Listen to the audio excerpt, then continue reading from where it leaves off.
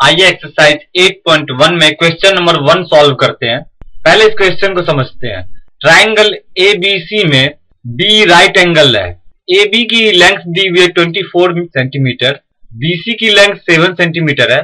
तो हमें first part में सॉल्व करना है, साइन A और कॉस A की वैल्यू निकालनी है, और सेकेंड पार्ट में साइन C और कॉस C की वैल्यू निकालनी है। आइए इस क्वेश्चन का सॉल्यूशन करते हैं। सबसे पहले हम एक ट्राइंगल ABC ड्रॉ करते हैं जिसमें एंगल B 90 डिग्री हो।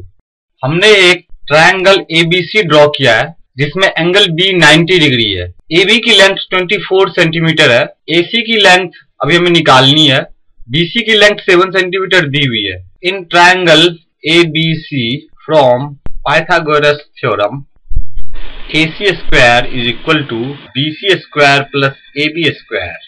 AC square is equal to BC की वैल्यू है 7 सेंटीमीटर, तो 7 का स्क्वायर प्लस AB की वैल्यू है 24 सेंटीमीटर, 24 स्क्वायर, यानी AC square is equal to 7 square plus 24 square is equal to 49 plus 576 is equal to 625।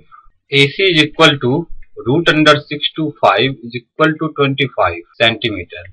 AC की length हमने 25 centimetre निकाल ली है। अब क्वेश्चन का फर्स्ट पार्ट सॉल्व करते हैं। साइन A की वैल्यू निकालनी है हमें। एंगल A के सामने की साइड BC है, इसलिए जब हम साइन A की वैल्यू कैलकुलेट करेंगे तो BC परपेंडिकुलर होगा, AB बेस होगा और AC हाइपोटेन्यूज होगा।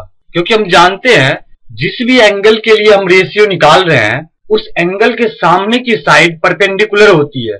साइन A का फॉर्मूला होता है perpendicular divided by hypotenuse is equal to perpendicular BC है और हाइपोटेन्यूज AC है, BC upon AC is equal to BC की वैल्यू क्वेश्चन में दी हुई थी 7 सेंटीमीटर और AC की वैल्यू है 25 centimetre. That is sine A is equal to 7 upon 25। अब हमें cos A की वैल्यू पता करनी है। cos A is equal to होता है base upon hypotenuse is equal to base AB है, तो AB अपॉन AC। क्वेश्चन में गिवन है AB की value 24 centimetre divided by AC की वैल्यू अभी हमने निकाली थी 25। cos A is equal to 24 upon 25। That is sin A is equal to 7 by 25 centimetre and cos A is equal to 24 upon 25 centimetre. अब question का second part solve करते हैं। Second part में हमें sin C और cos C की value निकालनी है, यानी एंगल C की रिगार्डिंग रेशियोज निकालनी है। एंगल C के सामने की साइड AB है, तो अब AB परपेंडिकुलर होगा, ABC B 90 डिग्री है, AC की लेंथ 25 सेंटीमीटर है, AB की लेंथ 24 सेंटीमीटर और BC की 7 centimetre. Sine C is equal to C के सामने की साइड AB है, तो AB अब परपेंडिकुलर हो जाएगा, BC बेस हो जाएगा, परपेंडिकुलर और BC बेस होगा। Sine C is equal to होगा P अपॉन H, यानी perpendicular upon hypotenuse is equal to perpendicular यहाँ AB है, AB upon H, H AC है, is equal to 24 upon 25 centimetre.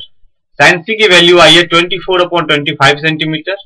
अब cos C की value निकालनी है। cos C is equal to होगा B अपॉन H, यानी base upon hypotenuse is equal to base BC है, तो BC upon AC is equal to BC की value 7 centimetre है, तो 7 डिवाइडेड बाय 25, cos C हो जाएगा 7 upon 25 centimetre. That is sin C is equal to 24 upon 25 centimetre and cos C is equal to 7 upon 25 centimetre. हमें एक बात note करनी है कि हम जब भी जिस भी एंगल के लिए रेशियो निकाल रहे हैं, जैसे हम यहाँ एंगल C के लिए रेशियो निकाल रहे हैं, तो एंगल C के सामने की साइड AB परपेंडिकुलर होगी। अगर हम एंगल A के लिए रेशियो निकालेंगे तो एंगल A के सामने की साइड BC परपेंडिकुलर होगी।